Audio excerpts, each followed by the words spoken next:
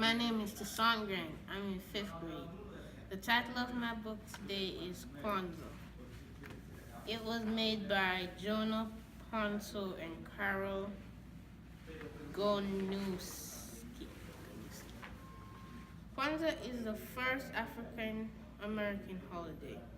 To highlight that achievement, the holiday is named for the Swahili word Kwanza, meaning first. An African American teacher named Dr. Maluna Karenga created the holiday. He pieced together old and new rituals farther from Africa and the United States. A Thanksgiving for the inside. The Swahili phrase Matunda ya Kwanza means first fruits. In Africa, first fruits refer to crops of food that are gathered or harvested at the end of the growing season. A first fruits harvest festival honors the land and all that grows each year. It brings people together to celebrate shared bonds of family and life. Kwanzaa is about the gathering of people. African Americans come together to grow on the inside by learning, sharing, and remembering past achievements. Dr. Karenga and his friends held the first Kwanzaa celebration in 1996 in California. In planning a holiday, Dr. Karenga had to answer many tough questions. When would Kwanzaa be held? How many days would it last? Who would the holiday be for? How would people celebrate it? Dr. Karenga made these decisions and wrote them down carefully so others could follow his guidelines. Creating Kwanzaa was Dr.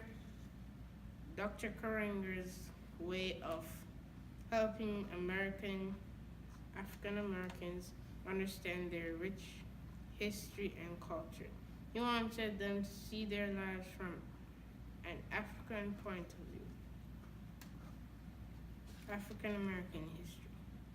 African Americans have a complicated history ever since they were brought to America to be slaves.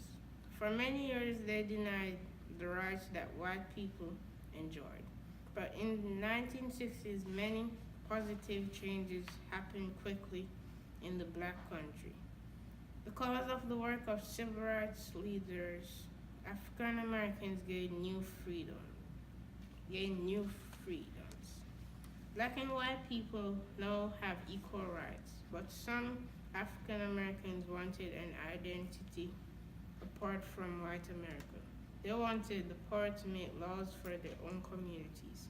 Others wanted to form their own nation.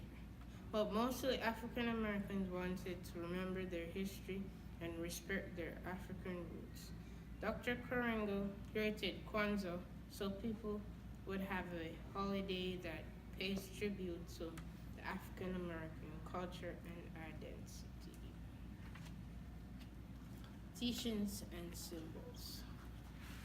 Dr. Karenga wanted people to honor their roots in Africa. There were strong traditions there that had been lost in America, but he also didn't want them to forget how far they had come. He believed they should take control of their lives and their communities. To build a stronger future, he knew that African Americans had to rethink who they were and what they had to be. Did they think of themselves as former slaves? Did they think of themselves as military Americans? Did they think of themselves as a part of the African world? The 7 principles. In his own life, Dr. Karenga decided the first step forward is a step backward to Africa and African American roots. He began to study African history. He traveled to many African countries and talked to people there.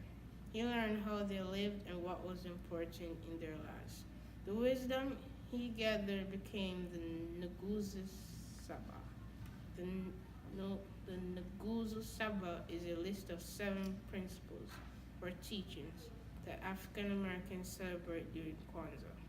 There are 7 principles for the 7 days of Kwanzaa. Day 1, Imanja, unity. Day 2, Kuchijalia, self-determination. Day 3, Yuman Ujima, collective work and responsibility. Day 4, Ujama, cooperative economics. Day 5, Neo, purpose. Day 6, Kumba, creativity. Day 7, Imani, faith.